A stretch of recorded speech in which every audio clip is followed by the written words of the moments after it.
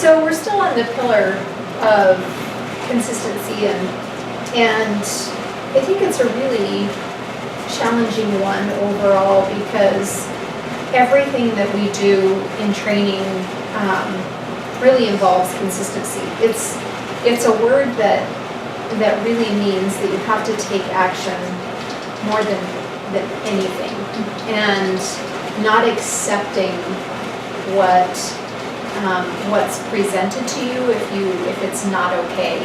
And as we get talking through, we really have seen and heard and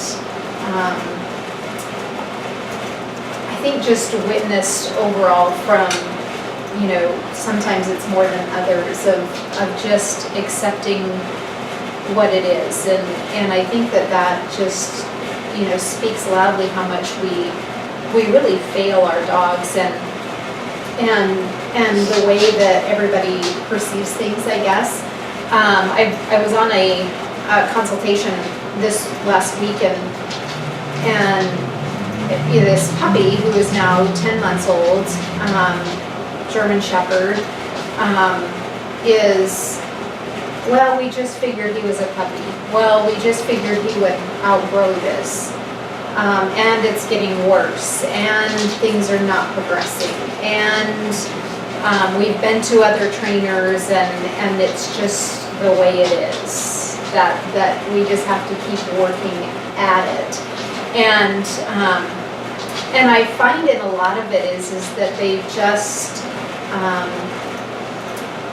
let the dog create the consistencies, and the owners are living around that. And I think that's where Melissa, as we were talking, I keep waiting for her to have Chianti Lega. You're making me nervous. I'll do it slowly. That I think that when we get into this, that's the way it is, and this is, just what's happening is, from my perspective, I see these dogs screaming for answers, and nobody's giving them answers, just a reaction to what their behavior is. And I think that's where it comes from, is people don't know how to create these consistencies and routines that it creates these, well, I guess that's the way it is, because that's what everybody keeps telling me, or that's what I've read, or we can't do that because that's what I've read. And, being out there in the World Wide Web is a good thing and a bad thing. We love it, but you also have to know how to discern what's right and what's not right. And I think that needs to be on one of our podcasts for sure. But Melissa, talk a little bit more about, what you feel when people are saying, this is just the way it is, but we really need to fix this other problem. That rings alarm bells when people say that, and like we were talking before, that was my whole weekend. It's just the way it is. Just the way it is. Two examples that come to mind. I was working with two dogs who were leash reactive, and this dog ran out of the yard and bolted into us. Like, he hit the back of my knees. I almost fell over. This lab, and luckily these two were just like, whoa, what's with this big puppy? Yeah. This big lab puppy, and the car slammed on the brakes as this dog ran across the road. The dog stayed in the road, and I yelled for the owner, come get your dog. Yeah. Oh, he's just a puppy, he's nice. And I was like, well, what if these guys aren't? Well, it's just the way it is then. And I was like, how? I got so mad. Yeah. I had to be like, calm down, Melissa. Because no, that's not the way it is. Yeah. Yeah. Those are things that you can fix. You just have to. Yeah, it's not the way it is. No. You want your dog to get run over by a car, Exactly. and Exactly. Like, if not so friendly dogs. we've worked with dogs that have killed other dogs. Yeah. And if I was walking one of them, Yeah. yeah. And he was not receptive to me talking. He was quite vulgar and mean, but that was on my mind. And then my next lesson Austin was this a golden puppy who is very destructive and very anxious in the house. Always busy. I never saw that dog slow down. But she doesn't like her crate. Yeah. Okay, what was your crate cleaning process like? Well, the first night she just didn't like it, so we figured it would cause too much anxiety, so we don't do it. We just have to deal with it now. And we had a good talk, and I actually started poking the mom on the shoulder, and I was like, okay, this is just the way it is now. She's like, no, I can make you stop. Oh, can you? Yeah. Or is it just the way it is? And I think there's a huge difference in how I talk to them. I have a border collie. She herds. But because she used to herd people towards the treat cabinet. Sure. Because she knew that was a fun place. But that's not the way it is. Yes, she herds. But do I go, sorry, guest, she's pushing you with her nose to go towards the treats. That's the way it is. Yeah. No. Yeah. There's things that we can fix. There's underlying behaviors because every dog is different, right? So they have their quirks and they have those things. Sure. But how they manifest is not the way it is. Yeah. Yeah. That just, you're failing your dog if you say that. Yeah, for sure. Because it's up to us to give them information and go, oh, thanks for that personality trait, X, Y, Z. But what I really want you to do with it is this. Yeah. Yeah. Because I think saying that's the way it is saying my dog is not important enough for me to go out of my way to do something. Yeah. Yeah. I think the only way that phrase works is a German Shepherd with the long hair, and we have hair all over the house. Exactly. That's just the way it is. Yeah. Right? It's just the way it is. She looks at you like, how dare you? She leaves this stuff everywhere. She's laying on the floor. Yes. So Shannon, what if we took your household and we just said, that's the way it is. Tell me where Louie would be, tell me where Ripley would be, and tell me where Dutch would be in that saying of, that's just the way it is. I was thinking about this as we were talking, Yeah. because people don't realize that your dog is like a whole creature and everything you do is connected. Yeah. And so if you just accept that's just the way it is with one thing that you are letting your dog get away with, because that's essentially, you're letting them get away with what they want, right? Yeah. Then they'll get away with whatever they want, Right. because there's not any consistency, right? And that is a big deal for Louie. Yeah.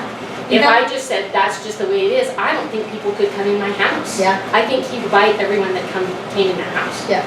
Maybe not that extreme, Well, because he is pretty, wants to do things his way. Yeah. All the time. Yeah. And I have to say no. Right. All ways are my ways in this house, and you will do what I want you to do, when I want you to do it, how I want you to do it. Yeah. And then he's fine, you know? Yeah. But if anything goes off balance from that, he starts being nasty. Yeah. He gets nasty. Yeah. So I think people would be afraid to come over. I think Right. if you invited people, they'd go, I don't think they can come over. They're afraid of Louie, Yeah. you know?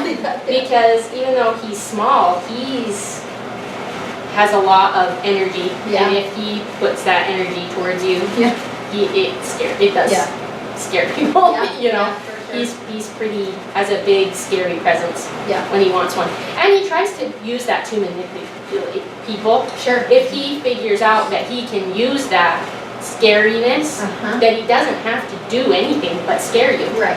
And he can get his way. Yeah.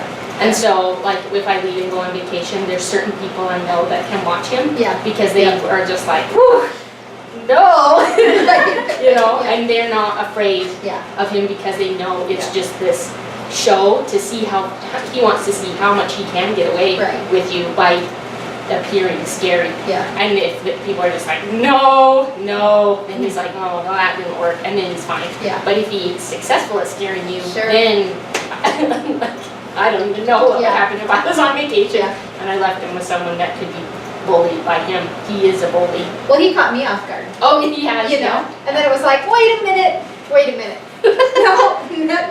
No, you get back in there. You know, okay. Yeah. he Hit tests. me once, but then Yeah, it's he not gonna tests. happen. Yeah. Then Ripley, I think, is she finds her own thing to do. Yeah. And her own thing to do is usually destroying something. Which is so funny. So, like, if I would come home, maybe, and there would be, like, the toilet paper would be unrolled all around the house, and the garbage would be all over the house, and there might be a hole in my sofa, and the carpet might be ripped up from Yeah. the corner, like, you know. Yeah. So, it would just be, my house would be look like everything was chewed on, I Yeah. think. You know, if I just let her Yeah. her do. And then Dutch is very, she's the same way. She wants to find something to do, Mhm. but it's not usually destructive. It's more like nervous energy. So I feel like the house would be worn out, like there'd be like a circle that would just be like worn down into the, like through the wood Yeah. down to the basement, Yeah. because she just like run it in the same circle all day long. Yeah. Because like, oh, well, I need to do something, and what can we do? Run in the circle, Right. you know? Right. And so, and like these, of course, you're not, hopefully not gonna let your dog run in a circle until it wears Right. a hole through to your basement and like your table falls Yeah. through the floor. Yeah. But, I mean, that is real stuff, like your house can be ruined and your dog can be neurotic Yeah, and not happy. you can have toilet paper unrolled all over the house. And like those, like you say, that's not happy behavior. Yeah. That's like, well, I have no structure, I have no rules, I have no schedule, Mhm. so like, what should I do? Well, I'll keep myself busy. What seems kind of fun? Yeah. Ripping up the sofa, Yeah. and then rip the sofa up over a period of time. So, I mean, really, I think people have a hard time realizing that even though it's hard to create these rules and structure and things for the dog, that they find peace and release and happiness and joy in knowing what they're supposed to be doing, what you want them to do, Mhm. you know, and then they don't have to do all of those Yeah. things. Be Yeah. scary, be angry, be destructive, be nervous. Yeah. Yeah, I think that, you know, with this German Shepherd, I was exhausted listening to what she did all day with, I mean, she's a very busy, active person, and, you know, it was train the dog, hurry and do something. And training the dog is really the dog working for food, and food is so obsessed with food because it's about food, and she goes to help her kids with homework after school, and she ends up putting the dog in a playpen because he literally is like throwing the couch pillows all over the place if she doesn't do something with them. Racing around, running on the top of the couch. They have a big, you know, big sectional, and he's just running, and then he takes and like flips the pillows all over the place. So then she's got it, and then she trains him, and she does something with him, and she does, you know, so he's outside barking, she brings him, and she does something with him.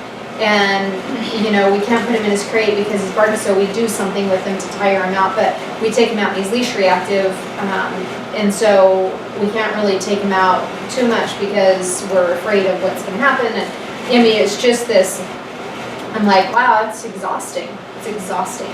And the other dog that they have is really like, she's really pretty mellow and, you know, just like, can somebody do something with this guy? Because if he's not pestering her, he's pestering the dog, and if he's not pestering the dog, he's being destructive. And I mean, it's just a cycle that it's like, well, one, this dog needs to sleep, and two, we have to stop what's happening.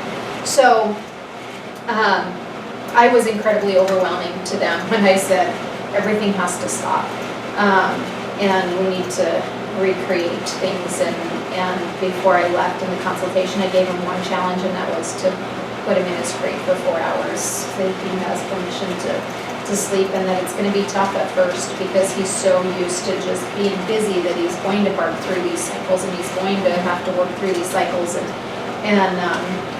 so, you know, we'll see where it goes with it, but it really is this, it's not the way it is. And puppies, there are for sure behaviors that puppies have that they will grow through, that they mature through, but there's also things that we create because we're not creating. We're just following what the dog is doing. Oh, you'll grow out of that. Oh, you'll grow out of that. Oh, that's just the way it is. Instead of saying, no, here's the routines, we're gonna stay really consistent with what the expectations are. And any dog that comes back into our home for either a refresher boot camp or we're in training and the owners are out of town and they come and stay with us for training so our training doesn't falter, they really just fall into the routine. And a lot of times they'll go looking for their crate where it was originally, and you're like, no, we moved, you've got to go over there now. And so, because they love that consistency, like they come and they're like, oh yeah, we know what it is here, and it's really consistent and the expectations are, it doesn't mean that their schedule's the same all the time, and it doesn't mean that we don't do different things. It's just, there are certain things in their day that is so consistent that they just find peace in it. They just like, oh yeah, that's no problem. So, I think, Melissa, that it is very frustrating to hear people say, well, that's just the way it is, because it's not the way we want society in a whole to, we don't really want that. And we can't say, well, the kids are failing, it's just the way it is. I mean, we don't really do that. I mean, obviously some parents do, because some kids are failing, and human beings in society are failing because of that mentality of, well, it's just the way it is. No, it doesn't have to be that way. There can be rules, and we thrive in rules, and there can be expectations, and we thrive in expectations, and when we can be disciplinaries too, and to humanize, if we want to put it on a human level, my husband, Chris, and I discipline our kids, and there's expectations, and there's rules, and there's things that we will not do, and there's things that we give and take with.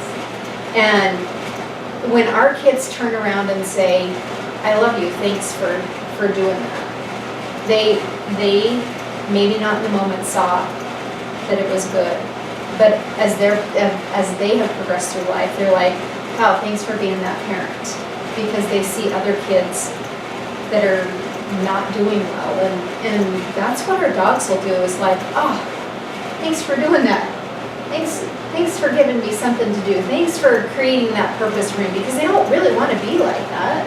Louis doesn't want to be mean. Somewhere in his genetic bulldoggy world says, but don't believe me, just tell me something else to do. Because that's all I know how to do, so if you give me something else to do, I'll happily do that.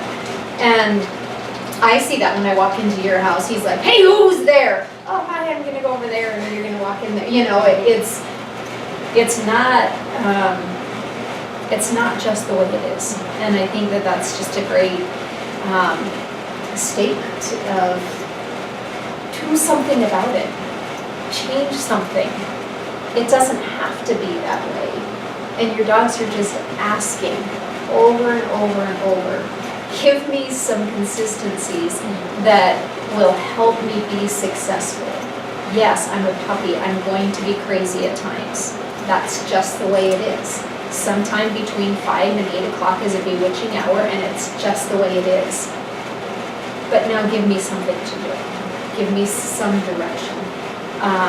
And so you don't just let your dog out the front door and hope for the best, and don't get hit by a car, because if you do, that's just the way it is. Don't get eaten by another dog, because if you do, that sucks, because that's just the way it is. That just doesn't make sense.